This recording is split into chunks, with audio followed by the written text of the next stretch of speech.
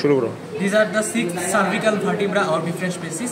এখানে 4টা species as usual নেওয়া হয়েছে। এটা হচ্ছে 6th cervical vertebra of horse, এটা হচ্ছে 6th cervical vertebra of ox, এটা হচ্ছে গোটের, এটা হচ্ছে ডগের। এখানে ডগের দুটো আছে, এটা হচ্ছে 6, এটা 6, এটা 7।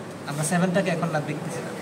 এবং এটা ট্রান্সভার্স, এটার ক্ষেত্রে 6th সার্ভিক্যাল ভার্টিব্রা চেনার ক্ষেত্রে উপায়টা হচ্ছে হর্সের ক্ষেত্রে ট্রান্সভার্স যে ট্রান্সভার্স ফোরামেনটা হবে অনেক বেশি বড়। এই যে এটা ট্রান্সভার্স ফোরামেন অনেক বেশি বড়, কম্প্যারিজনের মানে তুলনায় এটা অক্সের ক্ষেত্রে ছোট হবে অনেক। এই যে এটা ছোট, এটা বড়, তার মানে এটা 6th সার্ভিক্যাল ভার্টিব্রা।